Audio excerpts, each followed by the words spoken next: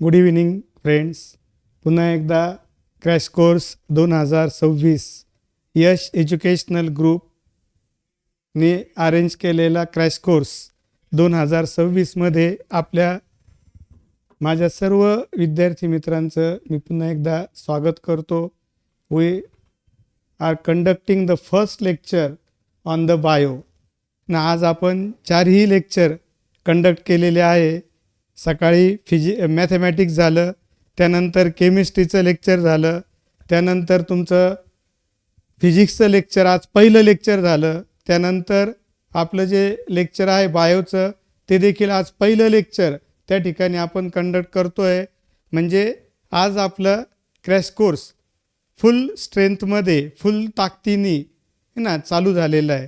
आणि त्यामुळं आपल्याला सर्व विद्यार्थी मित्रांना ह्या क्रॅश कोर्स करता फुल ताकद पण लावायची आहे. आणि ह्या क्रॅश कोर्सचा ऑनलाईन क्रॅश कोर्सचा आपल्याला एक मोठा त्या ठिकाणी बेनिफिट भेटतो आहे. आणि तो बेनिफिट काय की जर सकाळी आपले 2 लेक्चर्स होत आहे, त्याच्यानंतर मोठ्या गॅपनी पुन्हा 2 लेक्चर्स त्या ठिकाणी होत आहे. आणि ज्या विद्यार्थ्यांचे 3 विषय त्यांचे 1.5 तासामध्ये संध्याकाळी 1 लेक्चर होतं आहे आणि 3 तासामध्ये पहिले सकाळच्या सेशनमध्ये 2 लेक्चर्स आपण कंडक्ट करतो आहे. म्हणजे जो वेळ तुमचा ऑफलाईन क्लास करता येण्या जाण्याकरता जाणार होता तेवढ्या वेळामध्ये तर मॅक्झिमम आपले क्लास कंप्लीट होऊन जात आहे. म्हणजेच ह्या ठिकाणी जर आपण विचार केला तर आपला वेळ खूप बचत होतो आहे वेळेची.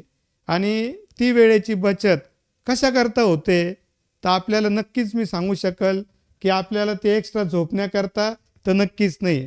मग आपली ही जी वेळेची बचत आहे ही आपण कशा करता करतो आहे तर वेळेचं बचत करून आपल्याला अभ्यास करायचा आहे, एक्स्ट्रा अभ्यास करायचा आहे. म्हणजे आपल्या ऑनलाईन क्रॅश कोर्सची ही खासियत आहे की आपल्याला क्लास पण होतो आहे आणि त्याच्या व्यतिरिक्त आपल्याला पुरेसा वेळ देखील अभ्यासाला भेटतो आहे. त्यामुळे आपण जर विचार केला तर नक्कीच ह्या वेळेचा आपण फायदा करून घेऊ शकतो.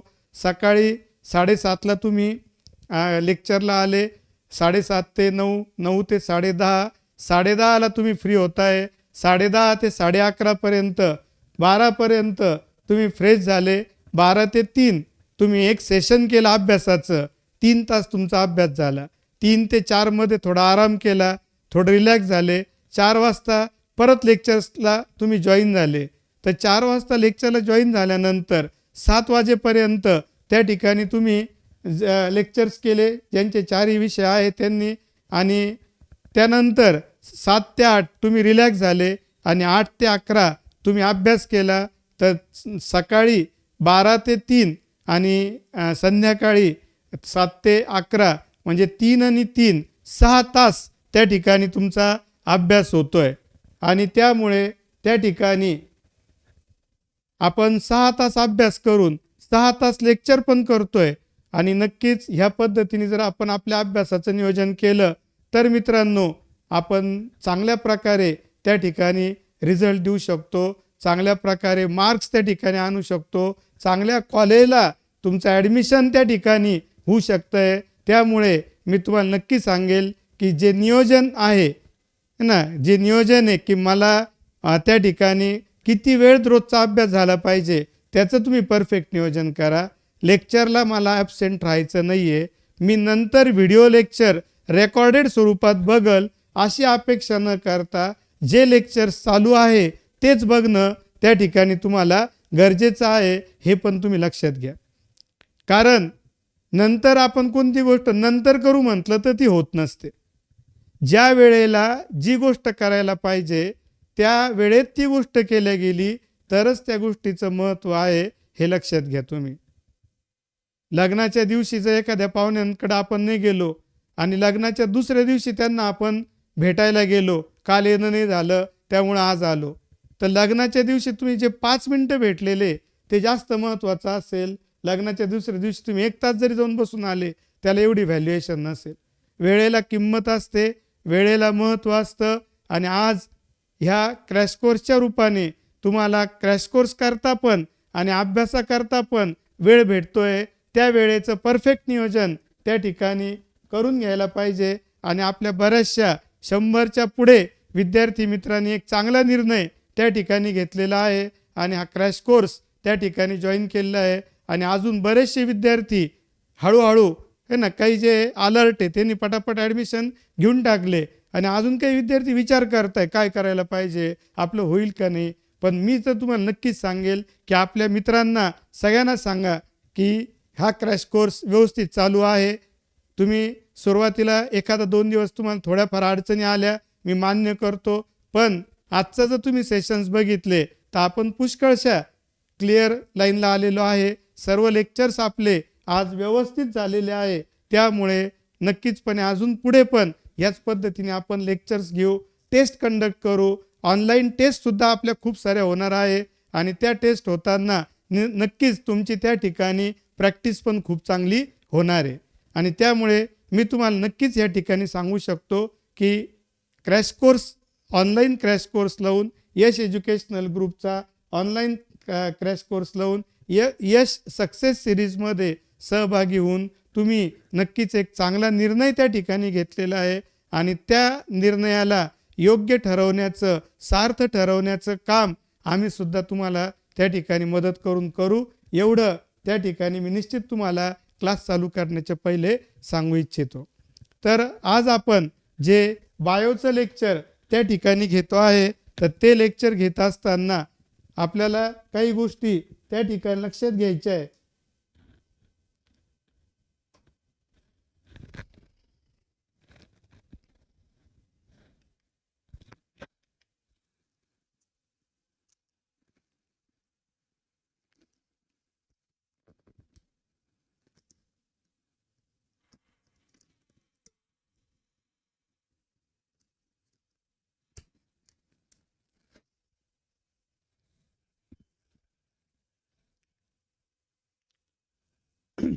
काही गोष्टी त्या ठिकाणी आपल्या लक्षात घ्यायच्या आहे की ज्या दिवशी जे शिकवलेलं आहे, आज उदाहरणार्थ सरांनी बऱ्याचशा विद्यार्थ्यांना, काही जे नवीन बाहेरगावचे म्हणजे जे क्लासला नव्हते आपल्याकडं, असे सुद्धा खूप सारे विद्यार्थी आहे की जे क्लासला जॉईन झालेले आहे. त्यांना त्या ठिकाणी बऱ्याच कंडिशन्समध्ये टीचरचे नावं माहीत नसतील. तर सकाळी जो मॅथचा त्या ठिकाणी क्लास घेतला गेला तर तो क्लास इनामदार सरांनी घेतला. मॅथमॅटिक्सचं सब्जेक्ट तुम्हाला इनामदार सर टीच करताय.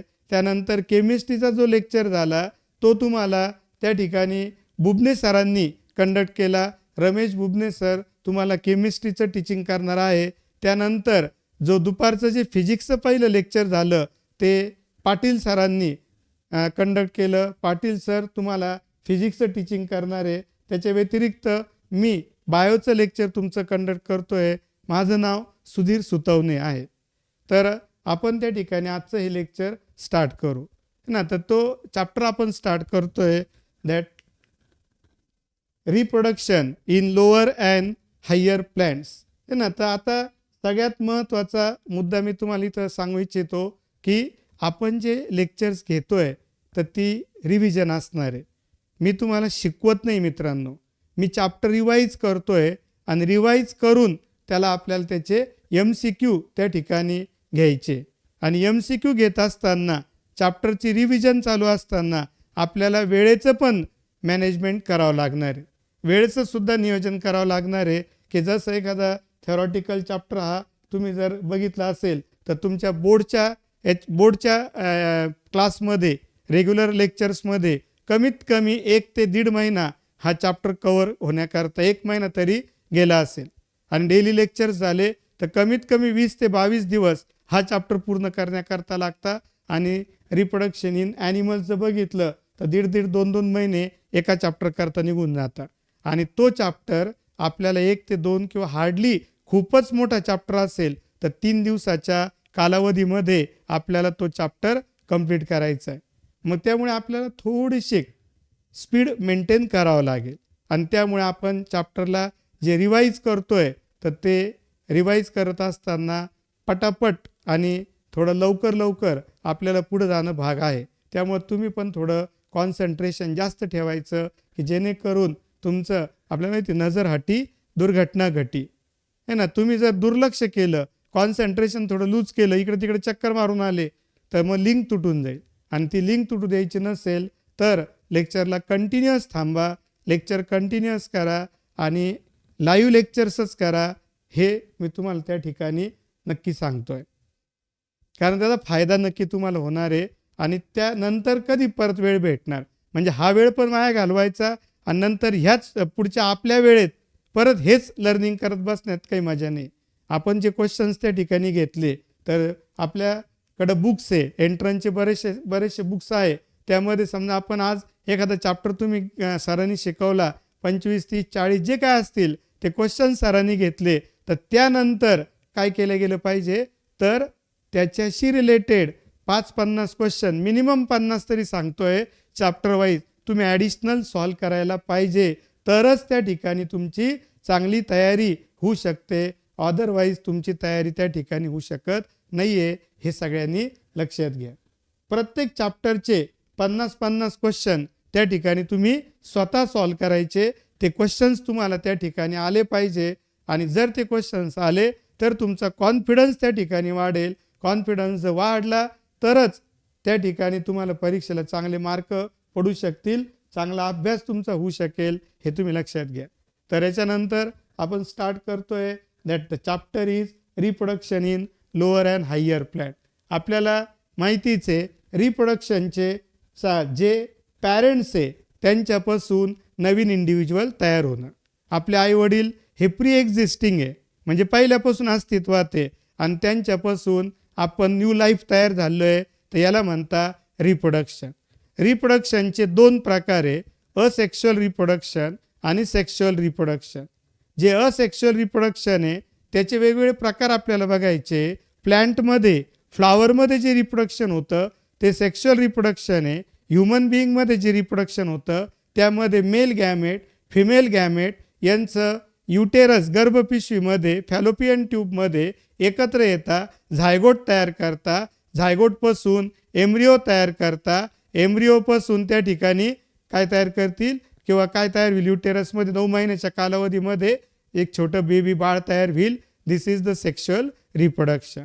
पण आता जर दुसरं एक्झाम्पल इथं बघितलं तर अमिबामध्ये एक सेल आहे आणि एका सेलपासून 2 सेल तयार होत आहे, म्हणजे एका अमिबाच्या एका मेंबरपासून 2 मेंबर त्या ठिकाणी तयार होत आहे, तर याला म्हणता असेक्शुअल रिप्रोडक्शन. तर असेक्शुअल रिप्रोडक्शनचे वेगवेगळे प्रकार आपल्याला घ्यायचे. बघा, सेक्शुअल रिप्रोडक्शन आणि असेक्शुअल रिप्रोडक्शनमध्ये सेक्शुअल रिप्रोडक्शनमध्ये मेल गॅमेट असतो, फिमेल गॅमेट असतो. असेक्शुअल रिप्रोडक्शनमध्ये मेल गॅमेट नसतं, फिमेल गॅमेट नसतो. सेक्शुअल रिप्रोडक्शनमध्ये 2 पॅरेंट असतात, असेक्शुअल रिप्रोडक्शनमध्ये 1 पॅरेंट असतो. त्या ठिकाणी जे न्यू मेंबर तयार होतो त्या दोघांचे गुण मिक्स होता. असेक्शुअल रिप्रोडक्शन हा सिंगल पॅरेंट आहे, त्यामुळे त्याच्यात एकाच पॅरेंटचे गुण असतात, म्हणजे तो जेनेटिकली आयडेंटिकल आहे. म्हणजे सांगा 2 आपल्यामध्ये आईचे पण जीन आहे, आपल्यामध्ये वडिलांचे पण जीन्स आहे. म्हणजे आपण आपल्या एक्झॅक्ट आईच्यासारखे आपले जीन्स नाही आहे आणि एक्झॅक्ट वडिलांसारखे पण आपले जीन्स नाही आहे. आपलं जीन्सचं मिक्सचर आहे आई आणि वडिलांच्या. का? कारण आपण सिंगल पॅरेंट नाही आहे, आपले 2 पॅरेंट्स आहे. पण ज्याचे सिंगल पॅरेंट असतात मित्रांनो, त्यांचे जीन बदलत नाही आणि ते एक्झॅक्टली पॅरेंटसारखे दिसतात आणि ते जेनेटिकली सुद्धा पॅरेंटसारखेच असतात. त्यांच्यामध्ये कुठलाही फरक नसतो. पॅरेंट आणि त्यांच्यापासून तयार झालं new member, they are exactly identical आणि त्यांना मित्रांनो क्लोन्स म्हणतात. लक्षात आलं का? सेक्शुअल रिप्रोडक्शनमध्ये मेल फिमेल गॅमेट असतात, असेक्शुअलमध्ये मेल फिमेल गॅमेट नसतात. सेक्शुअल रिप्रोडक्शनमध्ये एक पॅरेंट डबल म्हणजे त्या ठिकाणी आई आणि वडील 2 पॅरेंट्स असतात. असेक्शुअलमध्ये सिंगल पॅरेंट असतो. जे सेक्शुअल रिप्रोडक्शन आहे त्यामध्ये जे न्यू मेंबर तयार होतो, उदाहरणार्थ आपण आपले जीन एक्झॅक्टली आपल्या पॅरेंटसारखे नसतात. असेक्शुअल रिप्रोडक्शनमध्ये जो न्यू मेंबर तयार झालेला आहे तो एक्झॅक्टली जेनेटिकली आणि मॉर्फॉलॉजिकली पॅरेंटसारखा असतो. किती पॅरेंटसारखा मित्रांनो? सिंगल पॅरेंटसारखा. आणि सेक्शुअली रिप्रोड्यूस झालेल्या न्यू मेंबरला ऑफस्प्रिंग म्हणतात आणि असेक्शुअली जे नवीन मेंबर तयार होतो जो जेनेटिकली आणि मॉर्फॉलॉजिकली आयडेंटिकल असतो त्यांच्या सिंगल पॅरेंटला त्याला क्लोन म्हणतात. तर हा झाला बेसिक डिफरन्स सेक्शुअल आणि असेक्शुअल रिप्रोडक्शनमध्ये. उदाहरणार्थ पानफुटी नावाचं जे झाड आहे ब्रायोफायलम, त्याच्या पानांपासून त्या ठिकाणी नवीन झाड तयार होतं आहे. कशापासून? पानांपासून त्या ठिकाणी नवीन झाड तयार होतं आहे. तर एकच पॅरेंट आहे आणि ते जो पॅरेंट आहे त्याचे जे पानं आहे त्याच्यापासून हे सगळे नवीन झाडं तयार झाले. तर हे असेक्शुअल रिप्रोडक्शन आहे. मग आता लोअर ऑर्गॅनिझम जे बॅक्टेरिया असेल, ईस्ट असेल किंवा याच्यामध्ये स्पायरोगायरा आपण घेतलं, नंतर ईस्ट घेतलं, नंतर त्या ठिकाणी कॅमिडोमोनस घेतलं, हे लोअर ऑर्गॅनिझम्स आहे. तर लोअर ऑर्गॅनिझम्समध्ये त्या ठिकाणी how the asexual reproduction takes place त्याचा विचार त्या ठिकाणी आपण करू. तर बघा 4 प्रकार आपल्याला बघायचे. First one is the binary fission, second one is the budding, third one is the sporulation, fourth one is the fragmentation. तर आता binary fission, amoeba is the example for binary fission. Amoeba हे त्या ठिकाणी example आहे binary fission करता, ज्यामध्ये एका सेलचं division होतं आणि 2 सेल तयार होता, डॉटर सेल्स तयार होता. याचा अर्थ एका अमिबापासून 2 अमिबा तयार झाले, म्हणजे एक सेल डिवाइड झाली याला म्हणता आणि 2 मेंबर्स तयार झाले याला काय म्हणायचं मित्रांनो? Binary fission. एक्झाम्पल अमिबा घेता येईल. हे अमिबा बायनरी फिशन आणि यांच्यामध्ये बॅक्टेरिया, अमिबा, पॅरामेशियम यांच्यामध्ये जे असे युनिसेल्युलर ऑर्गॅनिझम्स आहे त्यांच्यामध्ये काय होतं सांगा? Single cell divide to produce 2 equal cell and these 2 equal cell gives rise to 2 new individuals. Bacteria, amoeba, paramecium are the examples for the binary fission. त्यानंतरचा part येईल बडिंग. बघा आता इथं काय होतंय, ईस्ट नावाचे मायक्रो ऑर्गॅनिझम आहे हा, त्याला बड तयार झाली, ती बड नंतर वाढत गेली आणि हळूहळू काय होईल सांगा? ती जी बड असेल ती बड त्या ठिकाणी हे जे आता हा जो पार्ट असेल ना, ईस्ट नावाचे जे मायक्रो ऑर्गॅनिझम आहे त्यामध्ये तुम्ही बघू शकताय बड तयार झाली आहे आणि ती बड मेन बॉडीपासून काय होऊन जाईल? मेन बॉडीपासून ती बड डिटॅच होईल आणि act as a new individual. तर अशी जी प्रोसेस असेल त्या प्रोसेसला त्या ठिकाणी काय नाव दिलं जाईल? बडिंग हे नाव दिलं जाईल. काय नाव दिलं जाईल? बडिंग. तर बायनरी फिशन नंतर आपण बडिंगचा पार्ट बघितला. बघा बडिंगचा पार्ट बघितला तर बडिंगमध्ये काय होतं ते क्लिअर केलेलं आहे. सांगा आता ही मेन बॉडी होती आणि ही बड होती, तर बड नंतर काय होऊन जाईल?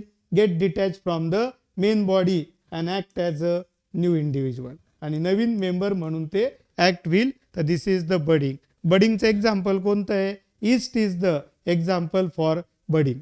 त्यानंतरचा पार्ट येतो स्पोर फॉर्मेशन ऑर स्पोरुलेशन.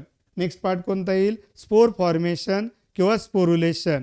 जी युनिसेल्युलर आल्गी आहे, नाव लक्षात ठेवा कॅमिडोमोनस आहे ना, स्पोर फॉर्मेशन किंवा स्पोरुलेशन. तर आता काय झालं बघा, ही कॅमिडोमोनसची एक सेल आहे आणि ह्या सेलमध्ये त्या कॅमिडोमोनसनी असे छोट्या छोट्या बॉडीज तयार केल्या, ज्यांना म्हणता spore.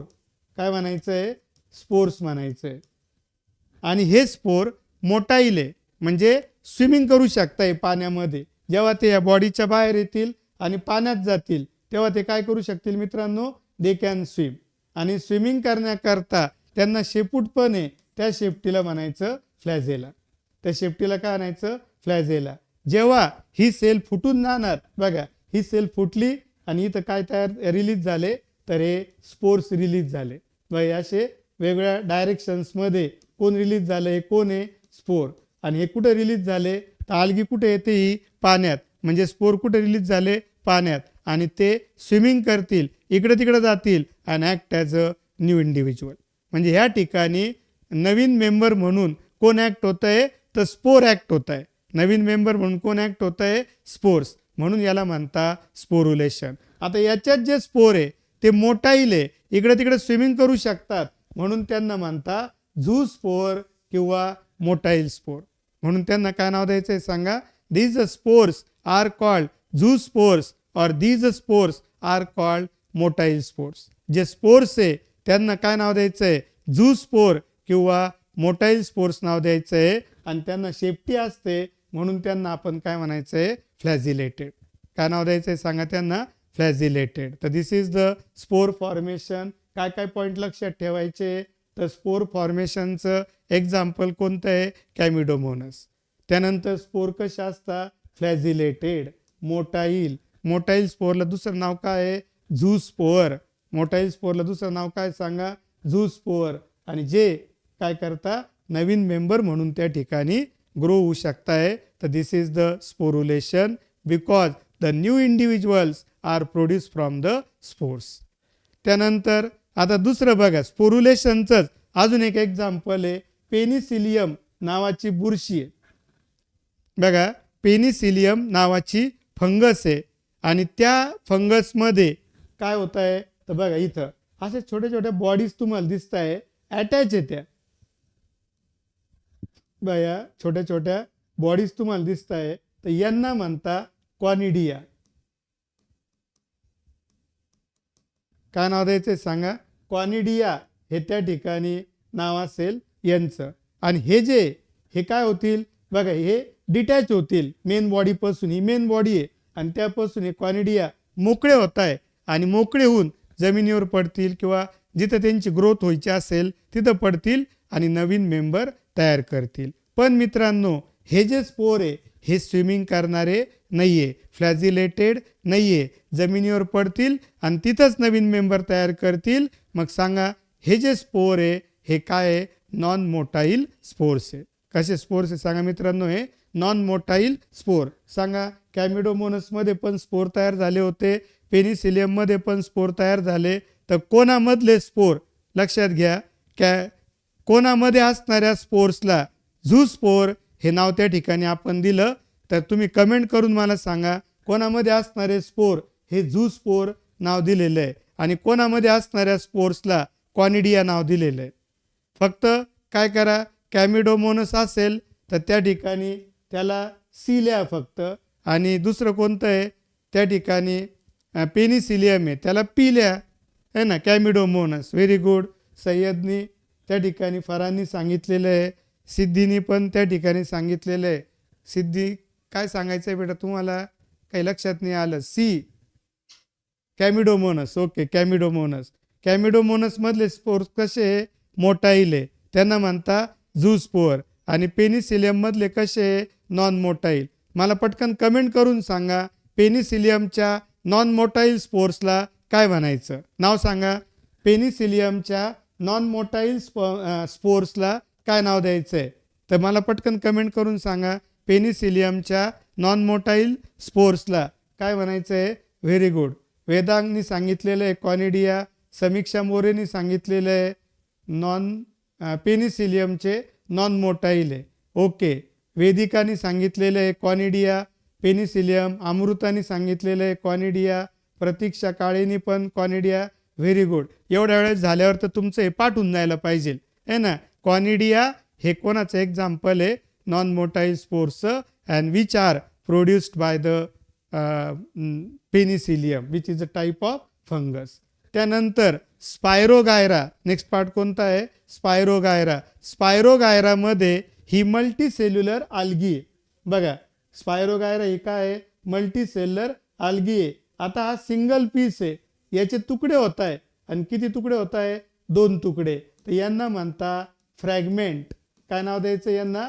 Fragment. And these fragment will act as a new member. हे जे फ्रॅगमेंट्स आहे हेच त्या ठिकाणी काय म्हणून ॲक्ट होतील? न्यू मेंबर म्हणून ॲक्ट होतील. तर spirogyra is the example for fragmentation in which the main body get breaks to produce 2 or more pieces called fragment and each fragment will act as a new member. प्रत्येक fragment हा काय म्हणून act होईल? नवीन member म्हणून act होईल. तर ज्यांना हे कळालं, काय आपण काय बघितलं सांगा? रिप्रोडक्शन इन लोअर ऑर्गॅनिझम, त्याचे पॉईंट्स आपण बघितले. ज्यांना कळाले ते यस सांगा. कमेंट करून यस लिहायचं आहे. कमेंट करून पटापट यस लिहा. ज्यांना कळालेलं आहे त्यांनी कमेंट करून पटापट लिहा. यस लिहा पटापट. ओके. सिद्धीला कळालेलं आहे, वेदिका कळालेलं आहे, समीक्षा, नंतर कावेरी धारबळे, सुमित मोरे, वेदांग सदावर्ते, सय्यद फरहान, या सगळ्यांना लक्षात आलेलं आहे. बाकीचे लक्ष देत आहे का नाही? तर सगळ्यांनी व्यवस्थित लक्ष द्यायचं आहे. ओके. Very good. कल्याणी राहणेला सुद्धा, देवयानी सुतवणे त्यांना पण लक्षात आलेलं आहे. त्यानंतर Srishti, very good. Amruta, very good. त्यानंतर नेक्स्ट पार्ट आपण बघू एपोमिक्सिस. नेक्स्ट पार्ट कोणता आहे? एपोमिक्सिस. एपोचा अर्थ होतो विदाऊट आणि मिक्सिसचा अर्थ होतो मिक्सिंग. म्हणजे ज्याच्यामध्ये मेल आणि फिमेल गॅमेट एकत्र न येता रिप्रोडक्शन होतं त्याला म्हणता एपोमिक्सिस. आणि ज्यांच्यामध्ये उदाहरणार्थ आपल्यामध्ये मेल आणि फिमेल गॅमेट एकत्र येऊन रिप्रोडक्शन होईल त्याला ॲम्फिमिक्सिस म्हणतात. लक्षात घ्या. एपोमिक्सिस वेगळं, ॲम्फिमिक्सिस वेगळं. सांगा एपोमिक्सिसमध्ये काय होतं? मेल आणि फिमेल गॅमेट तयार होत नाही आणि ते एकत्र पण येत नाही.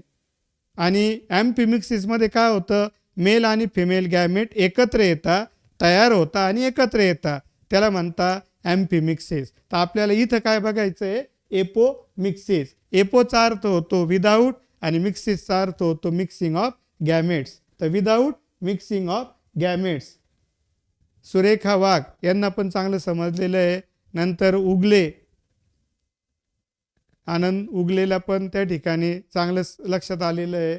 तर आता बघा reproduction that takes place without formation and fusion of male and female gamete is called apomixis or vegetative reproduction. त्याला काय नाव द्यायचं आहे? एपोमिक्सिस ऑर व्हिजिटेटिव्ह रिप्रोडक्शन आहे ना. तर आपल्याला तुम्हाला एक रेफरन्स करता आपल्या ज्या नोट्स तुम्हाला मी दिलेल्या आहे बायोच्या, त्या नोट्स जर तुम्ही समोर घेऊन बसले तर पटापटा त्याच्यावर काय करायचं? एक हायलायटर घेऊन ठेवायचा. बायोचं काय आहे? त्यात प्रॉब्लेम्स वगैरे काही नसतात, थेरॉटिकल पार्ट आहे. मेन जे पॉईंट्स तुम्हाला येतील ना ते तुम्ही हायलायटरनी काय करा? डार्क करत चला. म्हणजे त्या ठिकाणी तुम्हाला व्यवस्थित समजेल पण लक्षात पण येईल ना. तर जे एपोमिक्सिस आहे त्याला दुसरं नाव आहे व्हिजिटेटिव्ह रिप्रोडक्शन आणि तिसरं नाव आहे व्हिजिटेटिव्ह प्रोपेगेशन. काय काय नाव आहे बघा? पहिलं नाव आहे एपोमिक्सिस, दुसरं नाव आहे व्हिजिटेटिव्ह रिप्रोडक्शन आणि तिसरं नाव आहे व्हिजिटेटिव्ह प्रोपेगेशन. त्यानंतर व्हिजिटेटिव्ह रिप्रोडक्शनच्या त्या ठिकाणी समजा आता बघा फ्लावरपासून नवीन झाड तयार झालं, फ्लावरनी फ्रूट तयार केलं, फ्रूटच्या सीड आहे, सीड जमिनीवर पडले, नवीन झाड तयार झालं, तर हे झालं सेक्शुअल रिप्रोडक्शन. कसं ते आपण बघू. पण जर नवीन प्लॅन्ट हे जे व्हिजिटेटिव्ह ऑर्गन आहे, लक्षात घ्या फ्लावर आहे, flower it is the sexual organ. कोणता ऑर्गन आहे? सेक्शुअल ऑर्गन आहे. त्याला व्हिजिटेटिव्ह ऑर्गन नाही म्हणता येणार मित्रांनो. आणि जो रूट दुसरा कोणता? Stem and leaves. Are the vegetative organs. सांगा सेक्शुअल ऑर्गन कोण आहे? Flower is the sexual organ. Flower हा कोणता ऑर्गन आहे? Sexual organ. रूट, स्टेम आणि लीव्ज हे कोणते ऑर्गन आहे? तर व्हिजिटेटिव्ह ऑर्गन. आणि यांच्यापासून नवीन झाड जर तयार झालं तर त्याला म्हणायचं व्हिजिटेटिव्ह रिप्रोडक्शन. मग काय सांगा? In angiosperm a sexual reproduction occurs through the parts of vegetative organs like root, stem and leaves of the plant is called vegetative reproduction. त्याच्यामध्ये दोन मेथड आहे मित्रांनो, नॅचरल मेथड, आर्टिफिशियल मेथड. तर पहिलं बघा, आता रूट्सपासून नवीन झाड तयार होणं, तर हे बघितलेलं आहे तुम्ही. याला म्हणता स्वीट पोटॅटो. हे रूट आहे, याच्यापासून नवीन झाड तयार झालं ते व्हिजिटेटिव्ह रिप्रोडक्शन आहे. लक्षात काय ठेवायचं याच्यात? तर रूटपासून नवीन झाड कोणाकोणामध्ये तयार होतं आहे हे लक्षात ठेवायचं.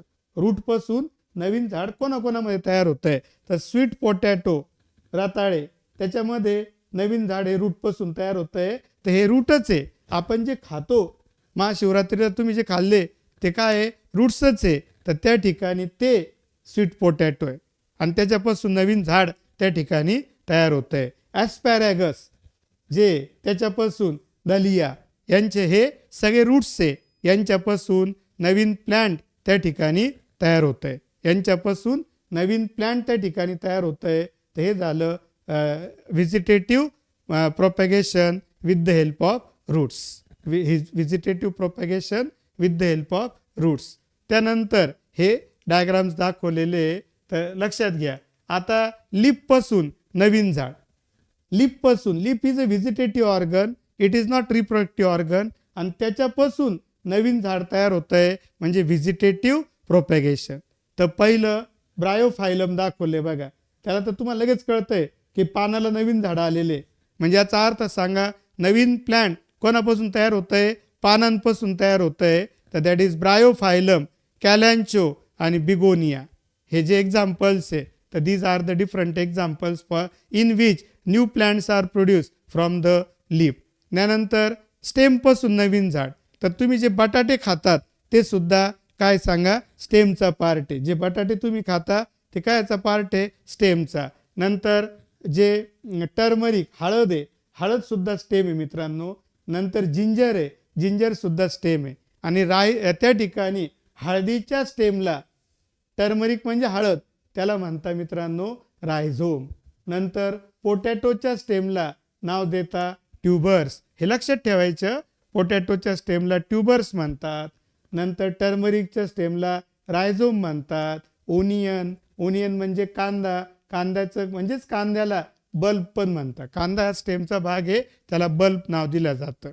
तर यांच्यामध्ये जे नवीन झाड स्टेमपासून तयार होतं, म्हणजे याचा अर्थ टर्मरिकमध्ये नवीन झाड रायझोमपासून तयार होतं. बटाटामध्ये, बटाटा म्हणजे स्टेम आहे, त्याला स्टेम ट्यूबर्स म्हणतात. तर याच्या आतमध्ये अशा आईज असतात आणि त्यापासून असे नवीन झाडं त्या ठिकाणी तयार होऊ शकत आहे. आणि कांद्यापासून पण नवीन झाड तयार होतं. All these are the examples of the stem. तर तुम्हाला त्या ठिकाणी क्विकली लक्षात घ्या. सांगा त्या ठिकाणी रूट्सपासून नवीन झाडं स्वीट पोटॅटो, ॲस्पॅरॅगस, दलिया. त्यानंतर लीफपासून नवीन झाडं ब्रायोफायलम, कॅलॅन्चो आणि बिगोनिया. त्यानंतर स्टेमपासून नवीन झाडं रायझोम म्हणजे हळदीचं स्टेम. त्यानंतर ट्यूबर म्हणजे बटाट्याचं स्टेम, बल्ब म्हणजे कांद्याचं स्टेम. यांच्यापासून नवीन झाड तयार होतं. आणि ह्या सगळ्या ज्या पहिल्या आपण बघितल्या यांना नॅचरल मेथड म्हणतात त्या ठिकाणी. आणि जे आता याच्यात artificial method for vegetative propagation, पहिले जे बघितलं from root, from stem, from leaves, all these are the natural method. Now we study the artificial method. तर 4 मेथड त्या ठिकाणी आहे आर्टिफिशियल करता. पहिली आहे कटिंग, दुसरी आहे ग्राफ्टिंग, तिसरी आहे बडिंग, चौथी आहे मायक्रो प्रोपॅगेशन. बघा, पहिलं आहे कटिंग, दुसरं आहे ग्राफ्टिंग, तिसरं आहे बडिंग, चौथं आहे मायक्रो प्रोपॅगेशन.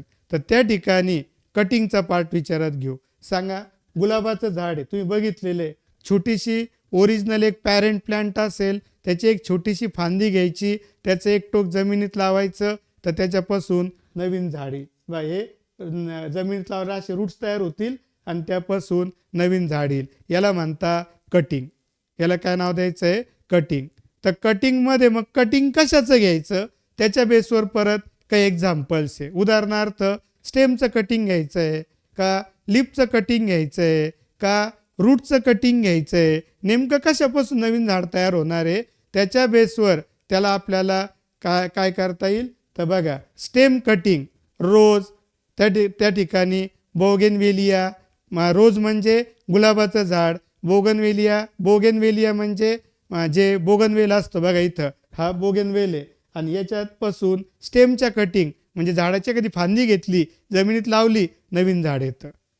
नंतर दुसरं इथं बघा सॅन्स व्हायरिया नावाचं झाड आहे, त्याच्यामध्ये लिप कटिंगपासून बघा हे सॅन्स व्हायरिया याच्यामध्ये पानाच्या तुकड्यापासून नवीन झाडी लिफ कटिंगपासून. त्याच्यानंतर ब्लॅकबेरीमध्ये रूट कटिंग म्हणजे रूटच्या छोट्या तुकड्यापासून नवीन झाडी. लक्षात आलं? सांगा बरं. बघा 3 घेतले. स्टेम कटिंगपासून नवीन झाड रोज bougainvillea, lip कटिंगपासून sans व्हायरिया, route कटिंगपासून blackberry. तर हे त्या ठिकाणी एक्झाम्पल्स आपण लक्षात घेतले. त्यानंतर ग्राफ्टिंग. नेक्स्ट पार्ट कोणता येईल? ग्राफ्टिंगचा. तर ग्राफ्टिंगचा जर आपण विचार केला मित्रांनो, ग्राफ्टिंगचा जर त्या ठिकाणी विचार केला तर ग्राफ्टिंगला मराठीत काय म्हणता? तर ग्राफ्टिंगला मराठीत म्हणता कलम करणे. ग्राफ्टिंगला मराठीमध्ये काय नाव दिलं जातं? कलम करणे. तर याच्यामध्ये 2 पार्ट असतं बघा. एक असतो जे रूटेड पार्ट आहे, याचे रूट बघा याच्यात आहे, ह्या झाडाचे रूट याच्यात आहे, याला असं कट करून घेतलं त्याला म्हणता root stock. That is the plant part with roots और rooted part is called root stock. आणि एक दुसऱ्या झाडाची फांदी आहे त्याचे रूट्स नाही आहे ती याला जोडून द्यायची. दुसऱ्या झाडाची फांदी आहे ती याला जोडून द्यायची. तर कालच मी टी वरती एक त्या ठिकाणी बातमी बघितली. त्याच्यामध्ये काय केलं होतं, बटाटा आणि टमाटा यांना ग्राफ्ट केलं होतं. तर त्या झाडाला बटाटे पण आले आणि टमाटे पण आले. म्हणजे ग्राफ्टिंगमध्ये काय होऊ शकतं, दोन्ही गुण एकत्र येऊ शकता, 2 झाडाचे गुण त्या ठिकाणी एकत्र होऊ शकता. तर ह्या पद्धतीने ग्राफ्टचं युनियन करायचं. तर जो नुसता फांदीचा पार्ट आहे त्याला सायन म्हणायचं हे लक्षात ठेवा. आणि जो भाग विथ रूट्स आहे त्याला रूट स्टॉक म्हणायचं. जो भाग विथ रूट्स आहे त्याला काय म्हणायचं? रूट स्टॉक म्हणायचं. एक्झाम्पल कोणते कोणते?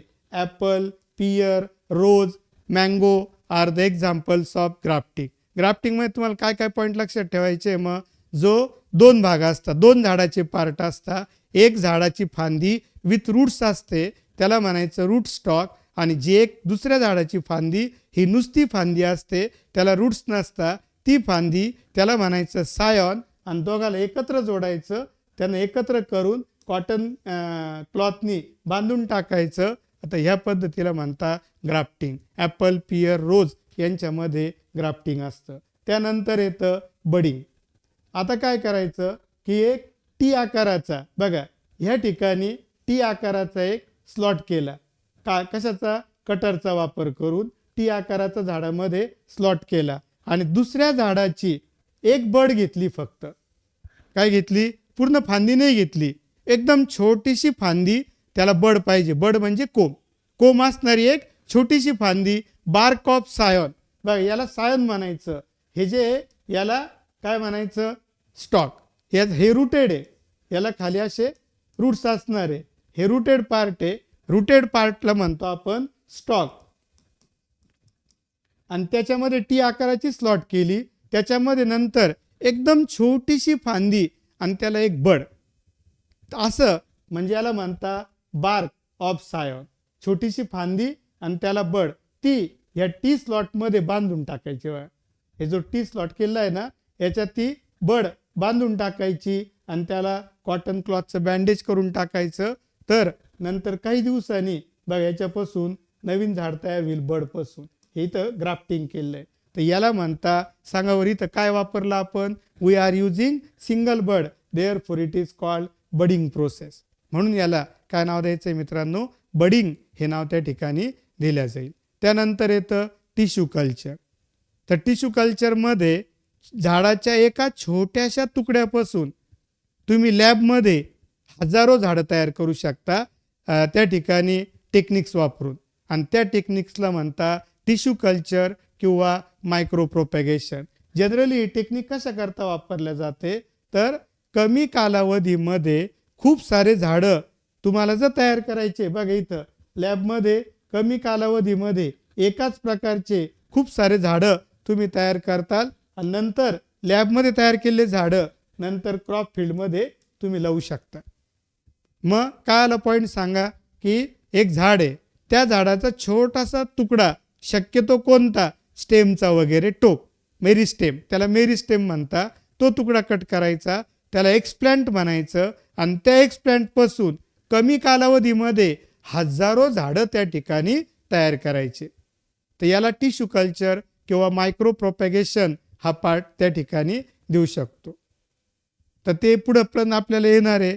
आपल्याला त्या ठिकाणी टिश्यू कल्चरचा ॲडिशनल पार्ट येईल. इथं फक्त तुम्हाला फक्त काय लक्षात ठेवायचं आहे, झाडाचा छोटासा तुकडा घेतला, त्याला एक्सप्लांट म्हटलं आणि त्याला लॅबमध्ये नेलं आणि कमी कालावधीमध्ये त्या तुकड्यापासून हजारो झाडं तयार केले, त्याला नाव दिलं आपण टिश्यू कल्चर किंवा मायक्रो प्रोपॅगेशन.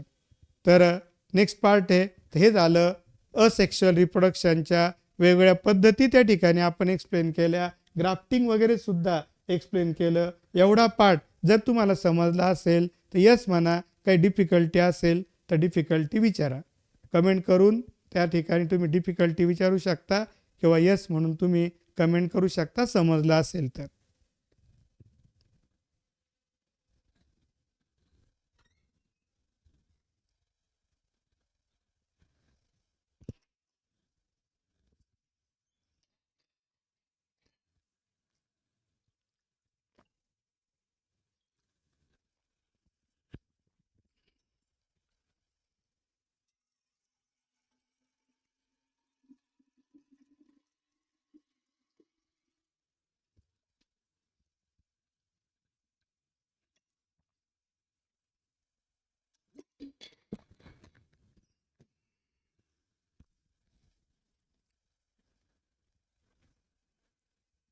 समजतंय सगळ्यांना?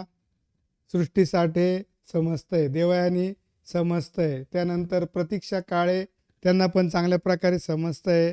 अजून बाकीचे विद्यार्थी समजत नाही का? पटापट सांगा. त्यानंतर आनंद उगले, त्याला पण व्यवस्थित समजतंय. आनंद व्हेरी गुड, कंटिन्यू क्लास चालू ठेवा. समीक्षा, वेदांग सदावर्ते, ठराविक विद्यार्थीच कमेंट करताय, बाकीचे पण विद्यार्थ्यांनी कमेंट करायला काय हरकत आहे? त्याला काही वेगळा खर्च आहे का तुम्हाला? काहीच नाही.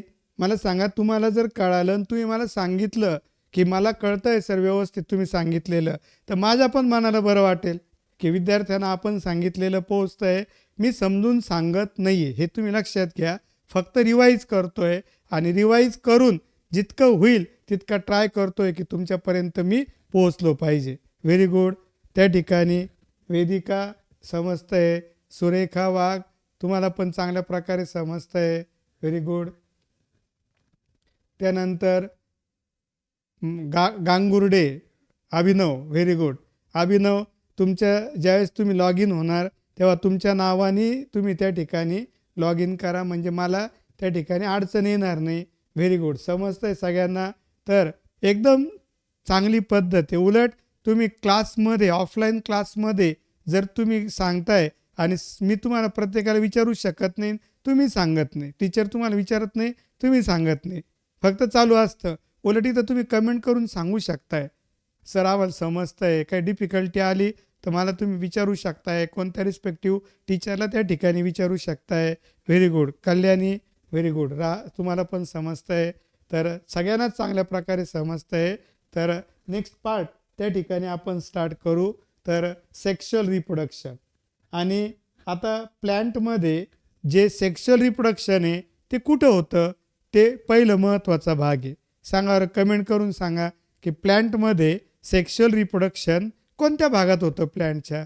ते पहिले माहिती असणं आपल्याला गरजेचं आहे की सेक्शुअल रिप्रोडक्शन कोणत्या भागात होतं.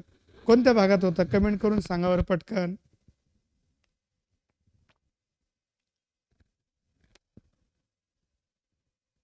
सीड सांगितलेलं आहे, बरोबर आहे बेटा, पण त्याच्यापेक्षा करेक्ट उत्तर आहे फ्लावर. ओरी, सीड, फ्लावर. अमृता सांगते फ्लावर. तर माझं म्हणणं राहील की फ्लावरमध्ये होतं. त्याच्यानंतर मग ते ओरीमध्ये होतं आहे ना. म्हणजे सेक्शुअल रिप्रोडक्शन करता मेनली तयार केलेला पार्ट कोणता आहे, तर त्याचं उत्तर आहे फ्लावर. आणि मग फ्लावरमध्ये सेक्शुअल रिप्रोडक्शन होतं आहे, तर फ्लावरचं स्ट्रक्चर आपल्याला व्यवस्थित बघणं त्या ठिकाणी गरजेचं आहे.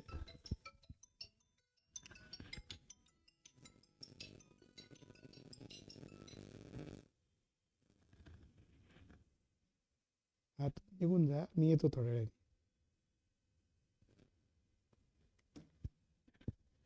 तर ह्या ठिकाणी सेक्शुअल रिप्रोडक्शन फ्लावरमध्ये होतं.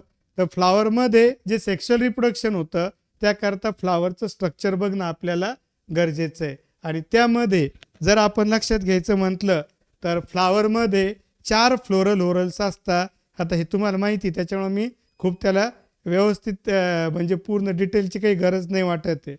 हिरव्या कलरच्या पाकळ्या म्हणजे कॅलेक्स असतो, त्याच्या सिंगल मेंबरला सेपल म्हणता. नंतर ब्राईट कलरच्या पाकळ्या त्याला करोला नाव दिलं जातं. ब्राईट कलरच्या या येलो कलरच्या पाकळ्या दाखवलेल्या आहे त्याला करोला नाव दिलं जातं. सिंगल मेंबरला पेटल म्हणतात. त्यानंतर एक, बघा इथं 1 2 3 4 हे 4 मेंबर दाखवलेले हे मेल रिप्रोडक्टिव्ह होरल्स आहे. यांना म्हणता अँड्रोशियम. काय नाव देता? अँड्रोशियम हे नाव त्या ठिकाणी दिलं जातं. आणि त्याच्या सिंगल मेंबरला काय नाव दिलं जातं मित्रांनो, तर स्टेमन. अँड्रोशियमच्या सिंगल मेंबरला काय आणायचं आहे? स्टेमन. आणि नंतर इथं हा एवढा एक मेंबर दाखवलेला आहे, हा याला गायनोशियम म्हणता, which is the female reproductive floral oral. आणि त्याच्या सिंगल मेंबर म्हणजे तो ऑलरेडी सिंगलच आहे, त्याला नाव दिलं जातं कार्पेल. काय नाव दिलं जातं? कार्पेल. लक्षात आलं? मग सांगा 4 फ्लोरल ओरल्स कोणते? कॅलिक्स, करोला, अँड्रोशियम, गायनोशियम यांना म्हणता फ्लोरल ओरल. कॅलिक्सचं सिंगल मेंबर कोण आहे? सेपल. करोलाचा सिंगल मेंबर कोण आहे? पेटल. अँड्रोशियमचा सिंगल मेंबर कोण आहे? स्टेमन. गायनोशियमचा सिंगल मेंबर कोण आहे? कार्पेल. आणि हे नॉन रिप्रोडक्टिव्ह आहे, यांना ॲक्सेसरी फ्लोरल ओरल्स म्हणता. आणि हे जे दोन आहे अँड्रोशियम आणि गायनोशियम याला इसेन्शियल फ्लोरल ओरल्स किंवा नेसेसरी फ्लोरल ओरल्स हे नाव दिलं जातं. काय नाव दिलं जातं? इसेन्शियल फ्लोरल होरल किंवा नेसेसरी फ्लोरल होरल किंवा रिप्रोडक्टिव्ह फ्लोरल होरल. का बरं? Because they take part directly into sexual reproduction और इन सेक्शुअल रिप्रोडक्शन. तर मग आता त्याचं डिटेलमध्ये आपल्याला माहिती घ्यायची अँड्रोशियम आणि गायनोशियमची. तर बघा याच्यातला हा सिंगल मेंबर याला मी नाव दिलं स्टेमन. तर मग सांगा बरं इथं किती स्टेमन आहे? 1 2 3 4. किती स्टेमन्स आहे? How many stamens are there? 4 stamens are there. आणि ते स्टेमन मध्ये बघा आता स्टेमनचा जर विचार केला तर स्टेमनमध्ये काय असतं? तर स्टेमनचं एक सिंगल स्टेमन मी त्या ठिकाणी लक्षात घ्यायचं म्हटलं तर हा एक स्टेमन आहे. बघा जे 4 होते ना, तर 4 मधला एक स्टेमन इथं मी दाखवला. आणि त्या स्टेमनमध्ये 3 पार्ट असतात. ह्या पार्टला म्हणता अँथर.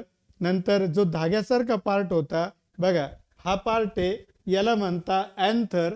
नंतर जो धाग्यासारखा हिरव्या रंगाने दाखवलेला पार्ट आहे त्याला म्हणता फिलामेंट. आणि अँथर आणि फिलामेंट ज्या ठिकाणी एकमेकांना कनेक्ट झालेले, ज्या ठिकाणी अँथर आणि फिलामेंट एकमेकांना कनेक्ट झालेले मित्रांनो, त्या पार्टला नाव दिलं जातं. काय नाव दिलं जातं?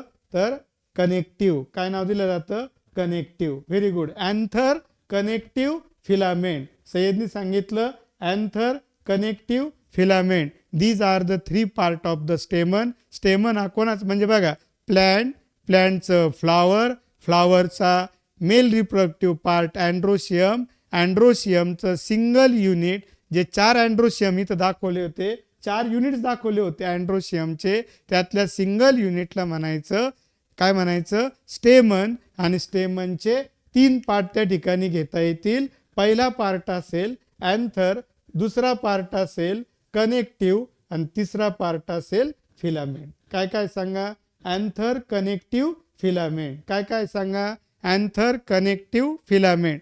तर हे झालं अँथर.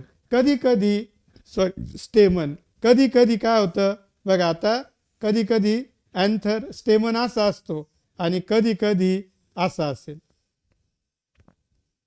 तर हे 1 डायग्राम आहे आणि हे 2nd डायग्राम आहे. तुम्ही मला कमेंट करून सांगायचं आहे पहिल्या डायग्राममध्ये किती लोब दिसत आहे अँथरचे आणि दुसऱ्या डायग्राममध्ये किती लोब्स दिसत आहे. आणि ज्यांना येत असेल त्यांनी मला थोडं अजून सांगायचं की 2 लोब असणाऱ्या अँथरला काय म्हणतात आणि 1 लोब असणाऱ्या अँथरला काय म्हणतात. कमेंट करून तुम्ही पटकन मला सांगायचं आहे की जेणेकरून मला लक्षात येईल की तुम्हाला बेसिक जे ऑलरेडी आपण घेतलेलं आहे ते किती लक्षात आहे.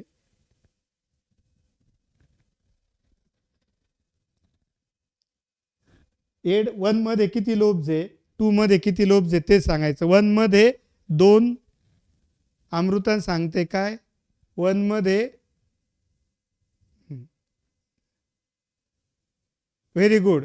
सिद्धीनी बरोबर सांगितलं की 2 लोब्स मध्ये 2 लोब्स असणारा हा जो अँथर आहे याला म्हणता हा 2 लोब्स आहे ना. अमृता मी चेंबर नाही विचारत आहे, तुम्ही काय सांगितलं की हे चेंबर, हे 2 चेंबर, हे 2 चेंबर म्हणजे 4 चेंबर. नाही, मी तुम्हाला काय विचारतोय लोब्स किती याच्यात. तर हा 1 लोब झाला आणि हा दुसरा लोब झाला. लक्ष येतंय. तर सिद्धीनी बरोबर सांगितलं की 2 लोब्स आहे आणि त्याच्याही पुढे जाऊन तिने मला उत्तर दिलेलं आहे की त्या अँथरला डायथिकस अँथर म्हणतात. काय नाव देता, डायथिकस. तर very good. 2 anther lobes called dithecous anther. Numair शेखनी पण सांगितलं डायथिकस अँथर आणि 2 लोब्स असेल तर. सुमित मोरेनी पण सांगितलं, कल्याणी पहिल्या याच्यात 2 लोब आहे, दुसऱ्या याच्यात 1. देवयानी सांगितलं डायथिकस अँथर आणि मोनोथिकस अँथर. बघा 2 लोब असेल ना त्याला डायथिकस अँथर म्हणायचं. 2 लोब असेल तर काय नाव द्यायचं, डायथिकस अँथर. आणि 1 लोब असेल, एकच लोब आहे बघा याच्यात, तर याला म्हणता मोनोथिकस अँथर. मग आता मी काय केलं, हा अँथर आहे याला असं कट केलं, ह्या अँथरला मी कट करून टाकलं आणि कट करून अर्धा भाग बाजूला केला. बघा हा अर्धा भाग बाजूला केला आणि मग आतमध्ये बघितलं काय, आतमध्ये त्या ठिकाणी बघितलं तर समीक्षा मोरेनी सांगितलं monothecous anther 1 lobe. 2nd diagram करता. Very good. सांगा आता नेक्स्ट पार्ट आपण कंटिन्यू करू.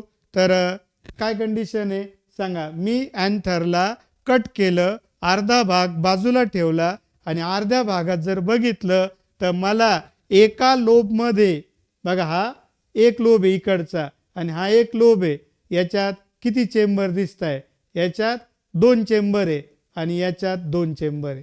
म्हणजे दोन्ही लोब मिळून 4 चेंबर आहे. दोन्ही लोब मिळून किती चेंबर आहे, 4. तर त्या ठिकाणी त्या 4 चेंबरला नाव दिलं जातं मित्रांनो.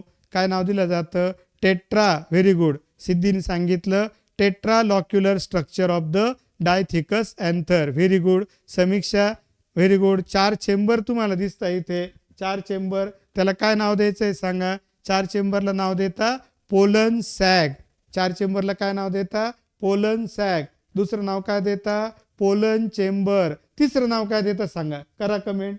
आणि तिसरं नाव काय देता, टेट्रा लॉक्युलर. बरोबर आहे, 4 चेंबर आहे म्हणून टेट्रा आणि लॉक्युल्स म्हणजे chamber, tetra locular. Very good. Pratiksha Kale 4 chambers आहे. मी त्याला 2 नावं दिलेले. प्रतीक्षा पहिलं नाव दिलं मी काय, पोलन सॅग. दुसरं नाव मी त्या ठिकाणी दिलं पोलन चेंबर. तिसरं नाव तुम्ही सांगायचं आहे सिद्धी. Very good. मायक्रोस्पोरेंजिया. काय नाव द्यायचं आहे सांगा, मायक्रोस्पोरेंजिया. हे नाव त्या ठिकाणी तुम्हाला लक्षात घ्यायचं आहे. Very good. सगळे सांगताय. सृष्टीने सांगितलं मायक्रोस्पोरेंजिया. समीक्षाने परत पोलन सॅग. पोलन सॅग मी सांगितलं समीक्षा, पण मायक्रोस्पोरेंजिया सुद्धा तुम्हाला माहितीच आहे. तर यांना म्हणता मायक्रोस्पोरेंजिया. आणि मला सांगा मग इकडचं जे हे वॉल आहे, हे अँथर वॉल आहे, सांगा हे काय आहे? अँथर वॉल आणि त्याच्यात 4 चेंबर आहे. मग सांगा बरं, जर अँथरचं स्ट्रक्चर मला घ्यायचंय तर मला काय घ्यावं लागेल? अँथर वॉल आणि दुसरं काय घ्यावं लागेल? Pollen sac. अँथर वॉल आणि पोलन सॅक. तर मला स्ट्रक्चर त्या ठिकाणी मी हा जो व्ह्यू घेतोय बघा, हा व्ह्यू मी डिटेलमध्ये विचारात घेणार आहे. आणि तो व्ह्यू या ठिकाणी बघा नाही, पोलन सॅक तुम्ही आत्ता जे सांगितलं तेच आहे.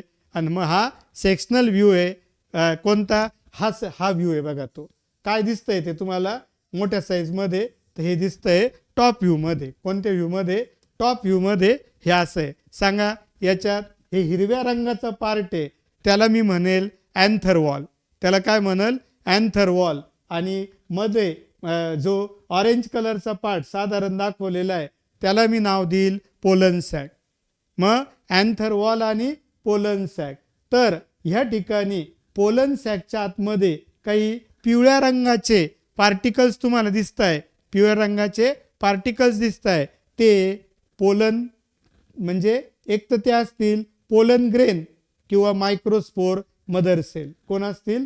पोलन ग्रेन किंवा कोण असेल? Microspore mother cell. तर मी मुद्दाम वेगवेगळ्या कलर्समध्ये हा पार्ट तुम्हाला एक्सप्लेन करतोय. तर बघा पोलन अँथरच्या आउटर वॉलला बघा, आता हा एवढा पार्ट इथं बाजूला घेतलेला आहे आपण. तर अँथरच्या आउटर वॉलला जो सिंगल लेअर थिकनेस असतो त्याला म्हणता इपिडर्मिस. त्याच्यामध्ये असणाऱ्या ज्या सेल्स आहे त्या फ्लॅट स्वरूपाच्या सेल्स असतात. त्याच्यामध्ये असणाऱ्या ज्या सेल्स आहे त्या कोणत्या स्वरूपाच्या असतात मित्रांनो? फ्लॅट स्वरूपाच्या सेल्स आहे. त्याला नाव द्यायचं इपिडर्मिस. त्याच्यामध्ये याच्यात लक्षात घ्या, सांगा सिंगल लेअर थिकनेस आहे, त्यानंतर आउटर आहे, सेल फ्लॅट आहे आणि प्रोटेक्शन आहे. त्याचं फंक्शन आहे. काय फंक्शन आहे? प्रोटेक्शन. त्याच्या आतला जो लेअर आहे, आतला लेअर, तर आतल्या लेअरला म्हणता एंडोथेशियम. आतल्या लेअरला काय म्हणतात सांगा? एंडोथेशियम. आणि तो कशाला मदत करतो? जेव्हा अँथर मॅच्युअर होईल तेव्हा त्याला फुटण्याकरता मदत करतो. आणि अँथरच्या फुटण्याला काय म्हणतात? Decisions of anther. अँथरच्या फुटण्याला त्या ठिकाणी काय म्हणतात मित्रांनो? Decisions of anther. त्याकरता मदत करण्याचं काम कोण करेल सांगा? तर एंडोथेशियम. एंडोथेशियममध्ये काही धागे असतात त्याला म्हणतात callose. Fibrous thickening of callose. काय नाव द्यायचं आहे? Fibrous thickening of कॅलोस.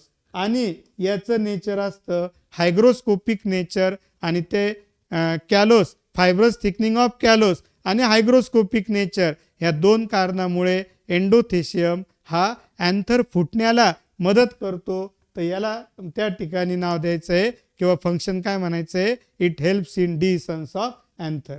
आता सांगा इपिडर्मिस हे common to all pollen sac असतं. सगळ्याला एकच असतं. एंडोथेशियम सुद्धा common to all pollen sac असतो. आणि त्याच्या आतमध्ये एक किंवा दोन लेअरची थिकनेस असणार. बघा 2 लेअरची थिकनेस आहे. 2 लेअर, 2 लेअर थिक आहे. याला म्हणता मिडल लेअर. काय म्हणायचं आहे?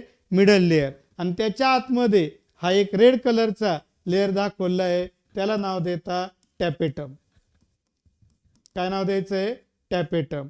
Tapetum is the innermost layer of the anther wall. सांगा tapetum is the innermost layer of the anther wall. Anther वॉलचा टॅपेटम हा एकदम आतला लेअर आहे आणि तो कोणाच्या भोवती आहे? It surrounds the pollen sac. सांगा टॅपेटम हा काय आहे? इनरमोस्ट लेअर आहे आणि तो कोणाला सराउंडिंग करतो? तर पोलन सॅकला. आणि मग येईल पोलन सॅक. मग कोणता पार्ट येईल सांगा? Pollen sac. तर पोलन सॅकच्या आतमध्ये ज्या सेल्स असतात त्या सेल्सला नाव दिलं जातं मायक्रोस्पोर मदर सेल. आणि मायक्रोस्पोर मदर सेल एकत्र येऊन जे टिश्यू तयार करतात त्या टिश्यूला नाव दिलं जातं स्पोरोजिनस टिश्यू. काय नाव दिलं जातं सांगा? Sporogenous tissue. सांगा स्पोरोजिनस टिश्यू मध्ये असणाऱ्या ज्या सेल्स आहे त्यांना काय नाव द्यायचं? Microspore mother cell. आणि त्या microspore mother cell is a diploid cell. लक्षात घ्या मित्रांनो, मायक्रोस्पोर मदर सेल ही कशी सेल असेल? तर ही डिप्लॉइड सेल असेल. आणि इट अंडरगो मिओसिस. आणि मिओसिस होऊन सांगा ती किती सेल तयार करेल, तर 4 cell. Microspore mother cell undergo meiosis. Microspore mother cell काय होईल, मिओसिस मध्ये जाईल आणि 4 सेल्स तयार करेल हेप्लॉइड. आणि त्याचे 4 सेल्स आहे त्या अशा अरेंज असतील. यांना नाव द्यायचं मायक्रोस्पोर किंवा पोलन ग्रेन. बघा सांगा मायक्रोस्पोर मदर सेलचं काय होतं, काय होतं, मिओसिस. मिओसिस झाल्यावर सांगा एका मायक्रोस्पोर पासून किती सेल तयार होता, 4 सेल तयार होता. त्या 4 सेल हेप्लॉइड असतात का डिप्लॉइड असतात, हेप्लॉइड असतात. त्यांना काय नाव देतात, मायक्रोस्पोर.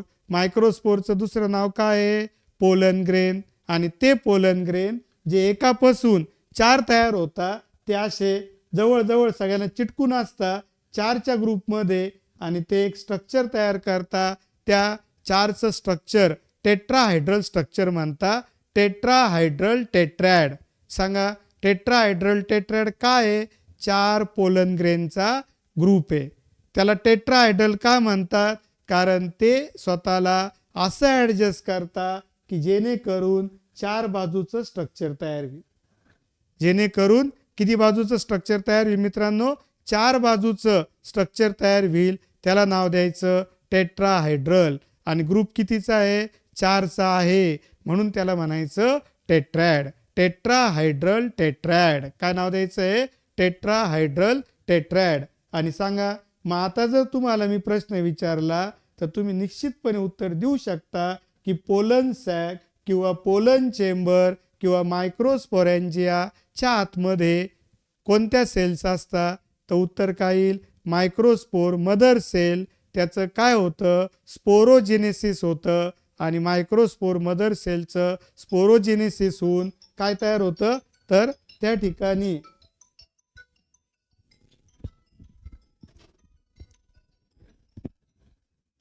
काय तयार होतं मित्रांनो, तर मायक्रोस्पोर किंवा पोलन ग्रेन तयार होता. माझा एकदम छोटासा प्रश्न आहे आता की पोलन सॅगमध्ये काय तयार होतं, त्याचं उत्तर तुम्ही कमेंट करून मला सांगा. एकदम सोपा प्रश्न आहे, सगळ्याला सांगता आलं पाहिजे. पोलन सॅकच्या आतमध्ये काय तयार होतं,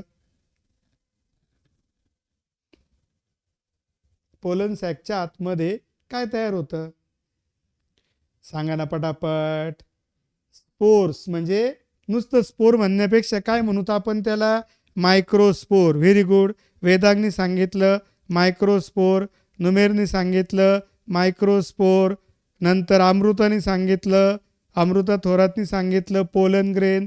मला प्रश्न पडलेला आहे की मायक्रोस्पोर म्हणू का पोलन ग्रेन म्हणू, काय म्हणू का दोन्ही म्हणू.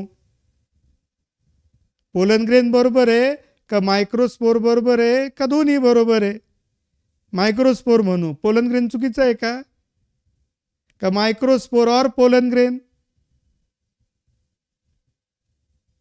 मायक्रोस्पोर और पोलन ग्रेन.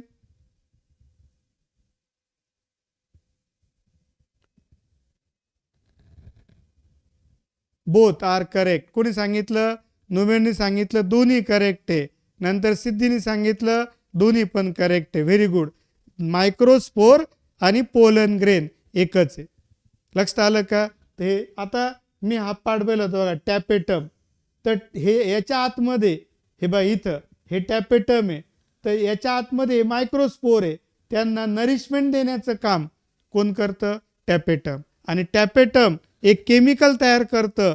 कोणतं केमिकल तयार करतं, स्पोरोपोलेनिन. तर तुम्हाला आता बोर्डच्या एक्झाममध्ये छोटासा प्रश्न विचारला होता की what are the functions of tapetum.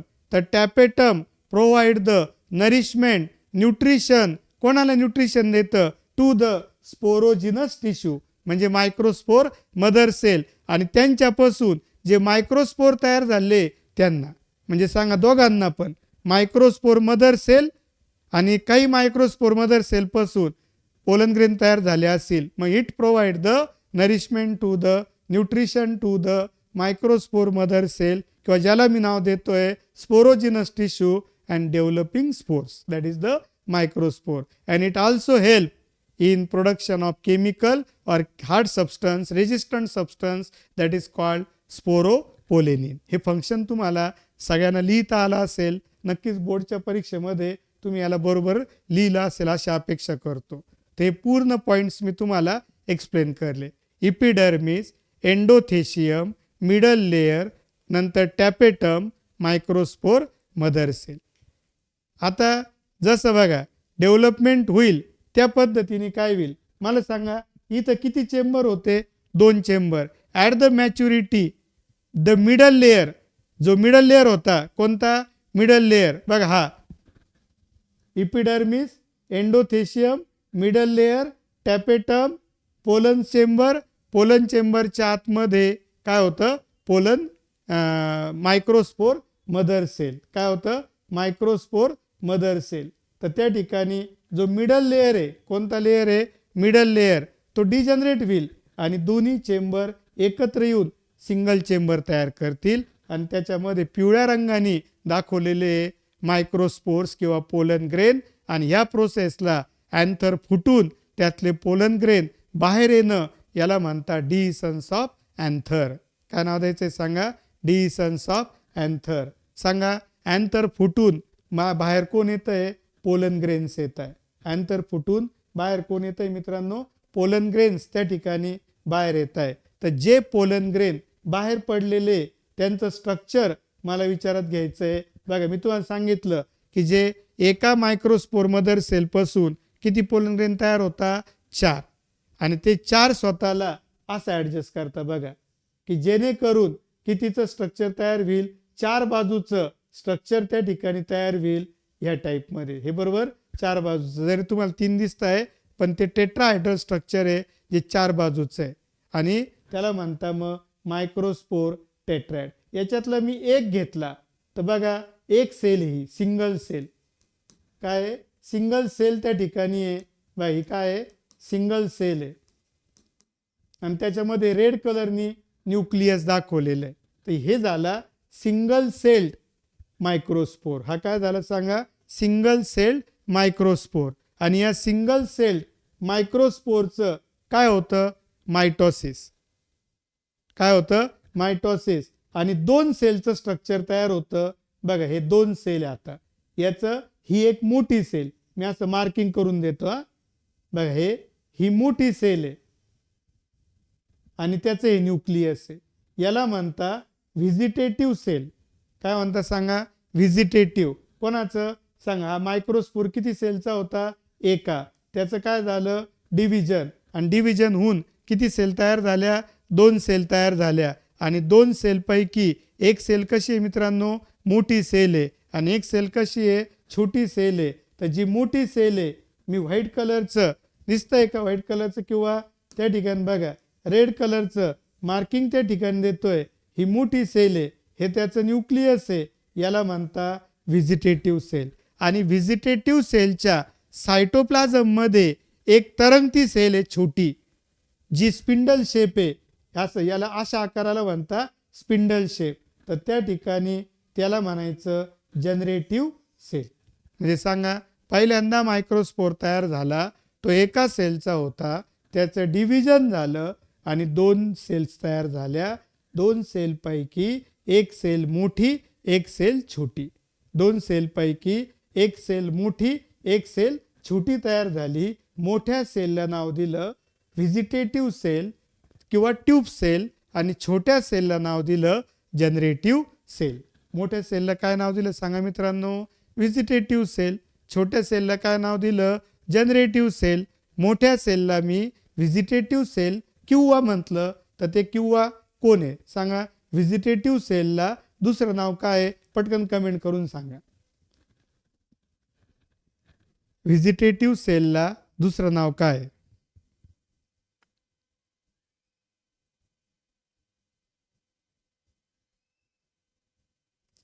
Vegetative सेलचं दुसरं नाव काय? Very good. Tube cell. Srishti Sathe, Rutuja Bhujade. Tube cell. Very good. Rutuja पहिल्यांदाच कमेंट केली तुम्ही. क्लास कंटिन्यू करताय ना व्यवस्थित? Very good. नुमेरने सांगितलं tube cell. Very good. Okay sorry कोणी सांगितलं? जनरेटिव्ह सेल नाही. वेदिका खोजेन सांगितलं जनरेटिव्ह सेल नाही, ते चुकीचं उत्तर आहे. व्हिजिटेटिव्ह सेल किंवा ट्यूब सेल आणि जनरेटिव्ह सेल ही आहे. वेदिका लक्षात घ्या, ही जनरेटिव्ह सेल आहे, ही छोटी सेल वेगळी आहे आणि व्हिजिटेटिव्ह सेल मोठी आहे. व्हिजिटेटिव्ह सेलचं दुसरं नाव ट्यूब सेल आहे. व्हिजिटेटिव्ह सेलचं दुसरं नाव काय आहे? Tube cell. तर हे लक्षात घ्या. आता हे किती सेलचं स्ट्रक्चर आहे? एका सेलचं. हे किती सेलचं स्ट्रक्चर आहे? 2 सेलचं. म्हणजे याचा अर्थ एका सेलपासून किती सेलचं स्ट्रक्चर तयार होतं? 2 सेलचं. तर आता मी जो 2 सेलचा पोलन ग्रेन आहे बघा असा, आता हे स्ट्रक्चर मी दाखवलं, हे पोलन ग्रेन आहे बघा, एवढे मोठे मोठे पोलन ग्रेन आहे. हे दाखवलेले ॲक्च्युअल हे धुळीच्या कणा इतके असतात. पोलन ग्रेन मी एवढ्या मोठ्या साईजमध्ये दाखवले, पण प्रॅक्टिकली सांगा मित्रांनो, ह्याची साईज किती आहे? As like a dust particle, धुळीच्या कणा इतके. आपण आपल्या आजूबाजूला हजारो पोलन ग्रेन पसरलेले, डोळ्यांनी दिसत पण नाही, इतके छोटे. पण जर आपण त्याचा मोठा व्ह्यू बघितला तर तुम्हाला बघा ह्या स्ट्रक्चरमध्ये पोलन ग्रेनच्या भोवती काटेरी कवर दिसतंय. सगळ्यांना दिसतंय का काटेरी कवर? तर याला म्हणता एक्झाईन. काय म्हणायचं? एक्झाईन. आणि त्याच्या आतमध्ये परत एक मऊ स्वरूपाचं काटेरी नसणारं लेअर दिसतोय, त्याला म्हणता इंटाईन. म्हणजे याचा अर्थ काय सांगा, की जो पोलन ग्रेन आहे त्याचं जे कवरिंग आहे ते डबल लेअरचं आहे आणि डबल लेअरच्या कवरिंगमध्ये बाहेरचा थर काटेरी आहे, त्याला एक्झाईन म्हणायचं. तो काटेरी राहील तर स्मूथ राहील. इथं काटेरी दाखवलेला आहे, आतला लेअर मात्र कंपल्सरी स्मूथ आहे, त्याला इंटाईन म्हणायचं. आणि दोन्ही लेअर मिळून नाव द्यायचं स्पोरोडर. दोन्ही लेअर मिळून काय नाव द्यायचं? स्पोरोडर. तर बाहेरचा जो लेअर आहे एक्झाईन, जो काटेरी आहे जो इथं दिसतोय त्याला नाव दिलं मी एक्झाईन. तो कोणत्या केमिकलपासून बनलेला असतो? तर त्याचं पण उत्तर लक्षात ठेवा. Exine is made up of sporopollenin. Exine कोणापासून बनलेला असेल मित्रांनो? स्पोरोपोलेनिन नावाच्या केमिकलपासून त्या ठिकाणी एक्झाईन बनलेला आहे. आणि इंटाईन कोणापासून बनलेला आहे? तर intine is made up of cellulose and pectin. Intine कोणापासून बनलेलं आहे? सेल्युलोज आणि पेक्टिन. बघा हा एक्झाईन आहे आणि आतला जो आहे हा इंटाईन आहे. आणि काही ठिकाणी इथं बघा, इथं एक्झाईन नाही आहे, तर ज्या जागेवर एक्झाईन ॲब्सेंट असतं मित्रांनो त्या जागेला म्हणता जर्म पोर. काय म्हणायचं आहे? जर्म पोर. आणि जर्म पोर इथं बघा 3 जर्म पोर्स त्या ठिकाणी दाखवलेले. तर काहींमध्ये एकच जर्म पोर. बघा बरं मग मॅच्युअर पोलन ग्रेन किती? 2 cells. Vegetative cell, generative cell. Vegetative cell is bigger, generative cell is smaller. Abundant food reserve, याच्यात फूड स्टोअर असतं. अँड इट फ्लोट्स, तरंगते. जनरेटिव्ह सेल काय होते? तरंगते. कशामध्ये? In the cytoplasm of the vegetative cell. नंतर large irregularly shape nucleus. Generative सेलचं nucleus हे स्पिंडल शेप आहे, ह्या अशा टाईपचं. ही सेल आहे, त्यातलं हे न्यूक्लियस असं आहे. असं नाही आहे, असं दोन्ही बाजूला निमुळतं होत गेलेल्या स्पिंडल शेप म्हणतात, लक्षात घ्या. And dense cytoplasm and nucleus is present. त्यानंतर बघा आता हा पोलन ग्रेन आहे. हा पोलन ग्रेन हवेमुळे उडून कुठं जाईल? तर आपण बघितलं होतं, सांगा फिमेल रिप्रोडक्टिव्ह पार्टला काय नाव दिलं होतं आपण? गायनोशियम. गायनोशियमच्या सिंगल मेंबरला काय नाव दिलं होतं? नाव दिलं नव्हतं, फक्त गायनोशियम म्हटलं होतं किंवा नाव दिलं होतं. त्याला म्हणता कार्पेल किंवा पिस्टिल. सांगा गायनोशियमच्या सिंगल मेंबरला काय नाव दिलं होतं आपण? कार्पेल किंवा पिस्टिल. बघा इथं डायग्राम लक्षात घ्या. हे बघा, हे कार्पेल किंवा पिस्टिल. त्याचा हा जो वरचा भाग आहे एवढा सगळा, याला नाव द्यायचं स्टिग्मा. हा ट्यूब सारखा पार्ट आहे, त्याला नाव द्यायचं स्टाईल. आणि हा जो लास्टला पार्ट आहे याला नाव द्यायचं ओव्हरी. आता जेव्हा पोलन ग्रेन मॅच्युअर होतील त्यानंतर फुटल आणि हे पोलन ग्रेन अँथरकडून कुठं जाऊन पडतील? स्टिग्मावरती. तर त्याला नाव देता पॉलिनेशन. अँथरचं ट्रान्सफर होऊन कुठं जाणं? स्टिग्माकडे जाणं. त्याला काय नाव द्यायचं सांगा? पॉलिनेशन. काय नाव द्यायचं? पॉलिनेशन. तर आता इथं लक्षात घेऊ आपण, पॉलिनेशनचं म्हणजे काय? मग transfer of pollen grain from anther to stigma. बघा, transfer of pollen grain from anther to stigma is called pollination. आता ज्या वेळेस पोलन ग्रेन अँथरमध्ये जेव्हा तो तयार होतो तेव्हा तो एका सेलचा असतो. त्या एका सेलला दोन कवरिंग असतात, एक असतं एक्झाईन, एक असतं इंटाईन, आणि सेल एकच आहे. ती सेलचं मायटॉसिस होतं आणि मायटॉसिस होऊन एका सेलचं स्ट्रक्चर दोन सेलमध्ये डिवाइड होतं, आणि एक मोठी सेल, एक छोटी सेल. मोठ्या सेलला व्हिजिटेटिव्ह सेल म्हणतात, छोट्या सेलला जनरेटिव्ह सेल म्हणतात. व्हिजिटेटिव्ह सेलचं नाव आहे ट्यूब सेल आणि जनरेटिव्ह सेल त्याला काही दुसरं नाव नाही, एकच आहे. मग जर्म पोर म्हणजे जिथं जिथं बघा, इथं एक्झाईन इज ॲबसेंट, इथं पण एक्झाईन ॲबसेंट आहे. ज्या जागांवर एक्झाईन ॲबसेंट असतं त्याला म्हणता जर्म पोर. सांगा किती सेलचं स्ट्रक्चर आहे? दोन सेलचं. जेव्हा अँथर पोलन ग्रेन दोन सेलचा होईल, अँथर फुटून जाईल आणि अँथर फुटून पोलन ग्रेन रिलीज होतील आणि कुठं जाऊन पडतील? स्टिग्मावर. आणि पुढची प्रोसेस कुठं होईल? स्टिग्मावरती होईल. तर आता बघा, ती जी प्रोसेस आहे ती आपण शॉर्टमध्ये समजून घेऊ. हे स्टिग्मा आहे, हे स्टाईल आहे, आणि हे ओव्हरी आहे. हे थॅलॅमस आहे आणि हे फुलाचा देठ आहे. फुलाचा पार्ट घेतला मी. आणि याच्या आतमध्ये, ओव्हरीच्या आतमध्ये काय असतो? ओव्ह्यूल असतो. इथं असं दाखवतोय, हा ओव्ह्यूल आहे. आणि ओव्ह्यूलच्या आतमध्ये एम्ब्रिओ सॅग असतो आणि एम्ब्रिओ सॅगच्या आतमध्ये एग असतं. बघा, फ्लॉवरचा फिमेल रिप्रोडक्टिव्ह पार्ट गायनोशियम, गायनोशियमचा सिंगल मेंबर कार्पेल, गायनोशियमचा सिंगल मेंबर कार्पेल, कार्पेलचे तीन पार्ट स्टिग्मा, स्टाईल आणि ओव्हरी. कार्पेलचे तीन पार्ट स्टिग्मा, स्टाईल आणि ओव्हरी. आणि ओव्हरीच्या आतमध्ये ओव्ह्यूल आणि ओव्ह्यूलच्या आतमध्ये एम्ब्रिओ सॅक आणि एम्ब्रिओ सॅकच्या आतमध्ये एग असेल. ओव्ह्यूलच्या आतमध्ये एम्ब्रिओ सॅक आणि एम्ब्रिओ सॅकच्या आतमध्ये कोण असेल मित्रांनो? त्या ठिकाणी एग प्रेझेंट असेल. एम्ब्रिओ सॅकच्या आतमध्ये कोण असेल? Egg is present. लक्षात येते सर्वांना? Egg is present in the embryo sac. तर ओके, एम्ब्रिओ सॅकचा जर पार्ट मी विचारात घ्यायचा म्हटलं तर आता इथं बघा, हा जो पोलन ग्रेन आहे, मॅच्युअर पोलन ग्रेन, जो मॅच्युअर झालेला आहे तर तो इथं दाखवतो. हा पोलन ग्रेन आहे. आणि सांगा बरं, पोलन ग्रेनचं हे इंटाईन आहे आणि त्याच्या भोवती कोण आहे? एक्झाईन. हे एक्झाईन दाखवतो, हे एक्झाईन आहे. आणि ज्या जागांवर एक्झाईन नाही आहे त्याला म्हणता, त्या जागांना नाव दिलं जातं जर्म पोर. काय नाव दिलं जातं? जर्म पोर. तर आता इथं जेव्हा तो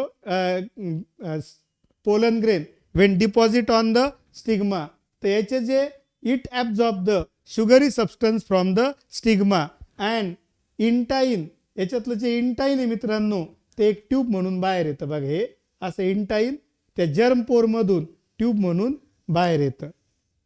आणि ह्या ट्यूबमध्ये कोण येतं? तर जनरेटिव्ह सेलचं न्यूक्लियस येतं.